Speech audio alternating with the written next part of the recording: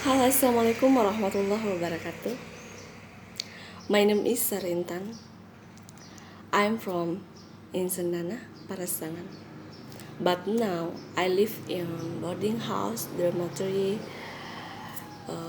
in Lampang, Majene. I'm student of University Sulawesi Barat, the semester 3. Well, guys, now I want to explain about history of English.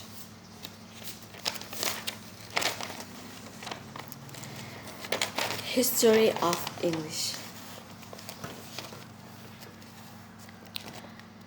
History of English there are three periods.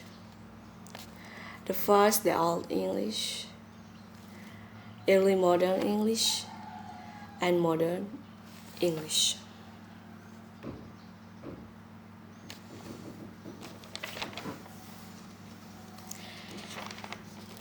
English is a West Germanic language that originated from Anglo-Frisian dialects brought to Britain in the mid-5th to 7th centuries.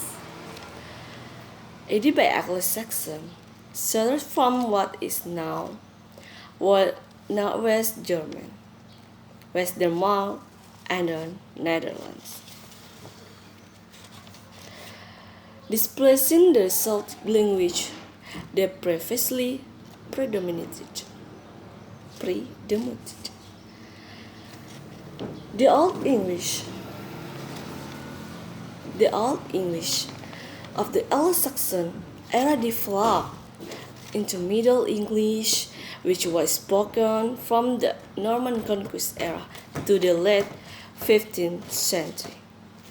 A significant influence on the shaping of Middle English from contact with the North Germanic language spoken by the Scandinavians who conquered and colonized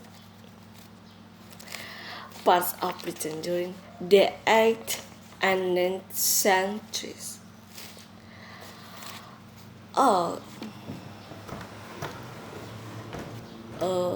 This contact led to much lexical borrowing and grammatical simplification.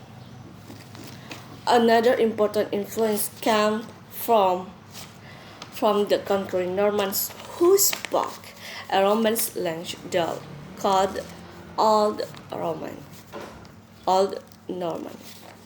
and French loanwords entered the language in this period, especially in vocabulary related to the church, the system, and government.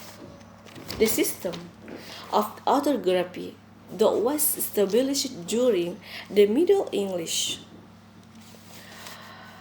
period is by and large still in use today. Later changes in pronunciation, however, combined with the adoption of foreign spellings, mean that the spelling of modern English words pairs highly irregular. The second part, early modern English. Early modern English, the language used by Shakespeare, is that from around 1500. It incorporated many Renaissance era loans from Latin and ancient Greek, as well as borrowing from other European languages, including French, German, and Dutch. Significant pronunciation changes in this period include the ongoing great forcive, which affected the quality of most long vowels. The third, modern English. Modern English proper, similar in most respects to the spoken today, was in place by the late 17th century. The English language came to be exported to other parts of the world throughout British colonization. British colonization and is now the dominant language in Britain and Ireland, the United States and Canada, Australia, New Zealand, and many small farms colonies, as well as being widely spoken in India. Parts of Africa and elsewhere, partially due to United States influence. English gradually took on a state of a global link French in the second half of the 20th century. 20th century. This is especially true in Europe, where English has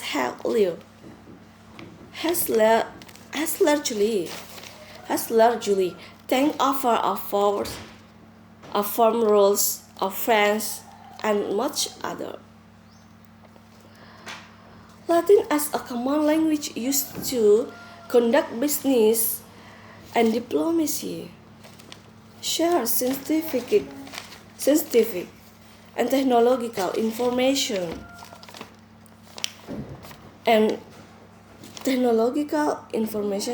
otherwise. The efforts for English speaking Christian missionaries has resulted in English becoming a second language for many other groups. Old English consisted of others, the first a group dialects reflecting the varied origins of the Anglo-Saxon kingdoms. Established in different parts of Britain, the West Saxon dialect eventually became dominant. However, greater input to Middle English come from the Anglo dialects. Global variation among different English dialects and accents remains significant. Today's Scots are from of English traditionally spoken in parts of Scotland and the north of Ireland. Is sometimes treated as a separate language. I think that's all, guys. I think that's all. Thank you so much. Thank you very much. Thank you for attention. I hope the explained by me they accept to you. Okay, guys. Bye bye. Assalamualaikum warahmatullahi wabarakatuh.